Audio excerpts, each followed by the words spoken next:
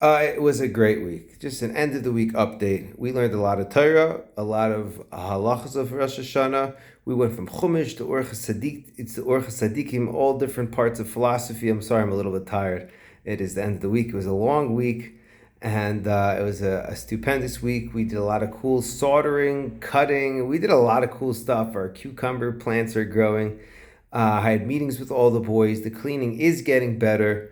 Able to correct the boys' actions. And I'm going to tell you all the things that I'm learning as I do this, because this is a learning experience for me. This doesn't exist anywhere in Judaism, so that's pretty exciting, pretty revolutionary. And again, it's a learning experience for all of us. So a couple things that I've discovered: that when you correct somebody and you do it in a way where you're showing them respect and you're calm and you really just want them to get better. I'm not trying to express my anger. I'm not venting. I'm just explaining to you the actual steps you need to do in order to become awesome, because I see that awesomeness in you. I see you're an awesome person. You're just not there yet. And I'm going to help you get there. The boys love it. It's like, that's one of the reasons why Rosh Hashanah is like a happy time, because when you get judged, Hashem judges us. So, it's one thing if some idiot's pointing out your mistakes, right? He's also an idiot. But if the creator of the world's pointing out your mistakes, so that's very beneficial. That's extremely beneficial. Tell me everything I'm doing wrong. Judge me, show me, expose the weaknesses that I have, and let's do this. I want to get better. So when you approach corrections, or I don't know what the actual term is. I guess I call it corrections when I'm trying to correct their behavior, uplift their behavior. But if you do it in a way where I'm pointing things out for you to become better, the boys immediately respond and they respect me more. They all of a sudden want to be my friend and they want to communicate with me. And I just told them what they did wrong, but I did it in a way where it's empowering. So that for me has been spectacular to see. The next thing I'm learning about is selling our kids short. If a kid says, and this you really have to put this into the context. So a couple things that came up that are so important in terms of diet and kids eating healthy. You don't need to lie to them. I tell them the truth. If you eat this, you will get sick and you will die, right? There's something called lifespan and there's something called health span. So it could be that a person, Hashem was good, so you're going to live for 90 years. The question is, the last 3 years, is somebody changing your diapers in a hospital? That's it. So that's called health span. What's going to be for the last couple of years that you have? Are you going to drop dead in the middle of a sugya, or is someone changing your diapers? So that's very, very important. And what you do now matters. What you do matters. I've seen too many people end up with dementia, and the last many years of their lives, people are taking care of them. That's a terrifying thing, and it starts now. All types of neurodivergent disorders, every single disorder that you can come up with. At this point, I think there's significant scientific literature to prove that it has to do with different forms of inflammation. It has to do with the gut microbiome, and it basically has to do with what you eat. It's really that simple. So if you're eating garbage, your life will be garbage. It's that simple. And you're going to tell that to your kids, and they're going to sneak food anyway and feel like losers because they're not keeping up with their diet. Good. You tell them the truth. This is the truth. Is it hard? Yes. Will you fail? Of course you're going to fail, right? But let's fail when we're little. Let's fail. That's part of learning. Part of learning is I'm not going to set the bar lower. I'm telling you the truth. I'm telling you what the outcome of these actions will be, right? And then you have to make decisions. Are you going to make the wrong decisions? Yeah, of course. Everyone makes the wrong decisions. But I'm here with you. I'm here to lift you up after you make that mistake and get you back on track, and to, again, reinforce the fact that this is the truth. You can do it. You can handle the truth. And I believe in you. The same thing is, let's say you give your kid a task. Clean this up, or fix this, or do this. And they come back and say, I can't do it. Right? So you go over there and you do it for them because it's easier.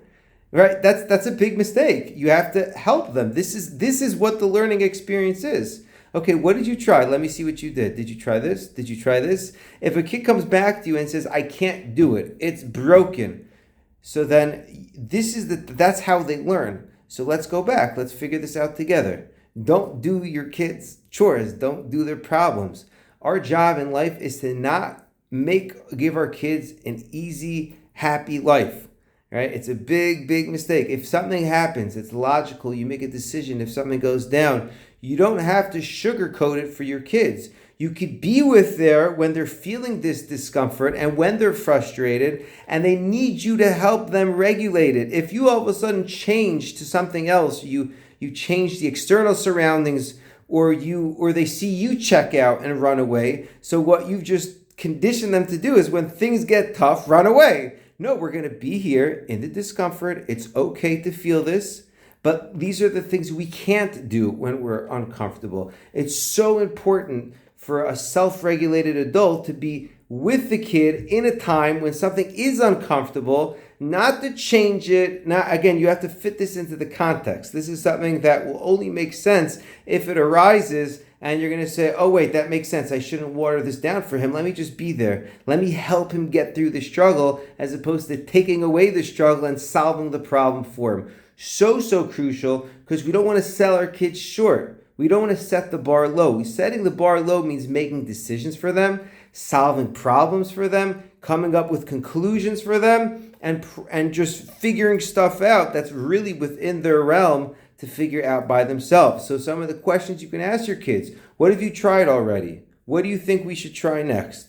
Right? Don't just take the problem on yourself. I'll take care of it. It's still his problem. I gave you a chore. You weren't able to do it. Okay, what else can you try? Did you try this? Okay, I'm going to come help you in a second. Don't even touch it. Let him figure it out. This is something my Rebbe taught me. Until he gave you an answer to your question, he would say, what do you think? Right? It's so crucial. That taught me so much when he used to say that. Well, what do you think? And I'm like, well, I didn't even think. Well, that's the problem. That's the first part of the problem. So let's not set the bar low for our kids. Let's not solve their problems. Tell them the whole truth. Life is full of struggles and you could be there with them.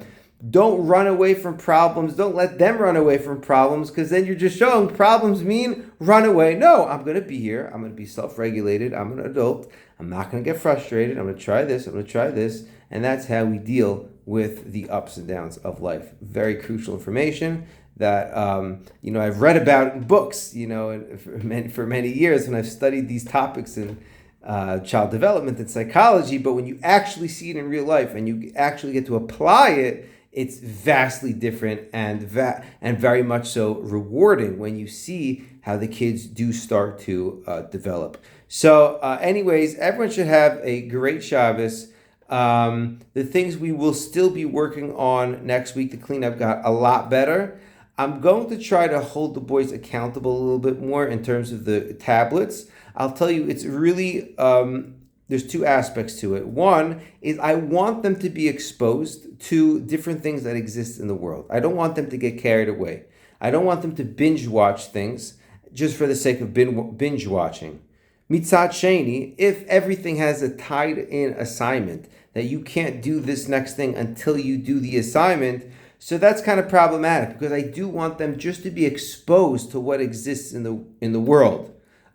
Usually, again, the more school your kid has been in, the longer time, so the more likely it is he'll binge watch and be, complacent with just sitting there and, watching something, as opposed to being like, okay, let's do the thing we're watching.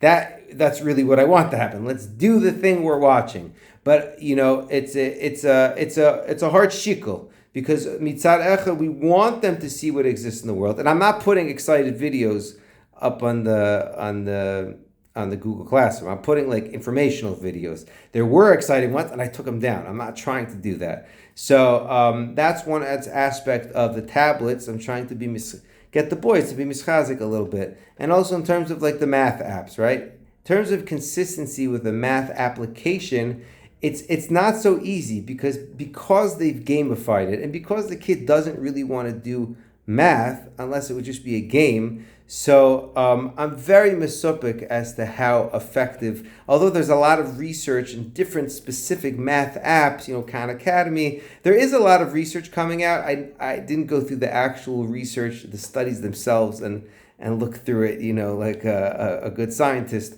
But I'm very much skeptical for boys that aren't in a specific misgeret where that's part of the program and they're either coerced or bribed to do these things, how effective these math applications are. Yesh ladun b'davar, if they're really as effective as the research seems to point out. So again, the K to 12 curriculum can be done within a matter of years with a boy who is disciplined and motivated to do it. For the most part, the whole curriculum's ridiculous, and the main thing is discipline. The main thing is self-awareness, self-governance, and intrinsic motivation. And these are the things that will secure our children with financial destiny and emotional stability, good marriages, and Talmud Torah for life. So this is crucial. One other discovery, I know this is a long message, but it's been a week of discoveries and introspection for me in trying to optimize this system for not only these boys, but all of Klal Yisrael,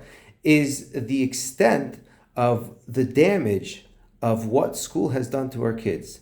And to me, it's quite shocking if you go through different videos of homeschoolers and in the Goyish world, the success of these kids, it's just shocking. And what's even more shocking is that no one seems to notice this. Like, you have people who are Talmidei Chachamim, and they are literally clueless as to the actual, emotional development of these children in terms of the social interactions and the impulsivity.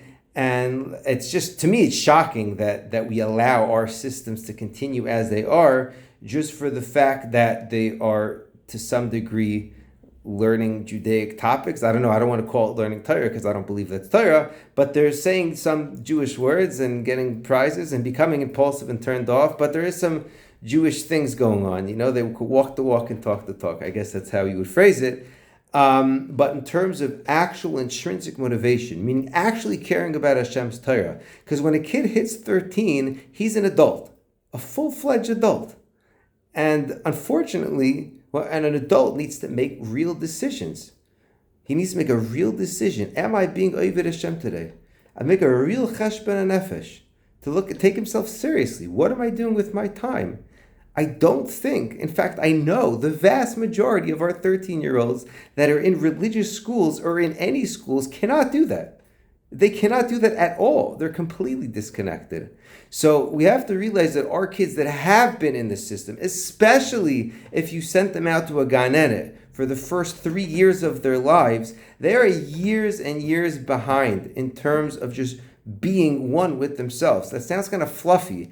And really, most men don't even understand what that means and don't get the impulsivity and don't see anything that's going on in the system as a problem. For the most part, it's the women that are much more attuned to the disconnect that is so very much, has taken over our society at large. So for me, that's a big eye-opener that a lot of men are oblivious to. And women are much more attuned to it. And it's just hard to see the kids because the kids struggle. We're not doing our kids a favor by making them learn all these things. We think that this whole unschooling thing, it's like for us, I don't know. I mean, this is for the kids. A kid who's impulsive, a kid who's not motivated and goal-driven has a hard time in life. He memorized this and he learned this math and this and this and this and this, which is all irrelevant anyways, but he's struggling. A person is meant to enter a flow state. A flow state is when you're engaged in solving a problem or an activity where everything else just disappears. It's just you and that activity. And that is the spitz of being a human. That's what we're trying to get to. And we're trying to slowly lift our value system till that flow state is something that we can achieve in Avodas Hashem. And that's the ideal. That's what we're going towards. So we have to realize that our kids are behind schedule. And if you know kids, if you're watching this, or you know someone that's watching this, that is like, wait a minute, maybe the system isn't so good. So save their lives, man. It's something that for the most part society is blind to, completely blind. And it's just me personally having suffered with my own kids and been doing this for many years and seeing what's going on and being, I don't know the word, sensitive to these kids and the struggles that they're going through, are aware that the majority of it is just not becoming self-aware, not following the stages of normal child development and the specific situations and circumstances, scenarios, and surroundings that these stages require to organically, unfold in a healthy way that really is for long-term, mental health and stability. So that was a long message. Everyone should have a really good Shabbos, and Bez Hashem, this is just going to get better and better. If you have questions, please ask me. I'm trying to do some marketing. I'm trying to get some more kids in the school. I believe this is a Knessia that's L'Shem Shemaim, and it's Soifeli Hiskayim. My intentions are to be Megala Kavod Shemaim and to really save the youth. If you know people who are thinking about leaving the system, if they're thinking about, maybe this doesn't make sense, so then send them my way. What I'm talking about is so obvious for most women. At least women are getting it nowadays. Women nowadays are very attuned to the disconnect. Men, not so much. Men are still in gullus. Men are saying, my life was hard, school is hard, so his school's also hard. We all get through it. But it doesn't have to be, and that's a gullus mentality. So if you know people that are on the brink of being bothered by the system just enough to say, you know what, let's think about this by ourselves. Let's make our own decisions. So then send them my way, and we should collaborate. Anyways, everyone should have a great Shabbos, and it's a schos and a privilege to be here, and I will see you next week.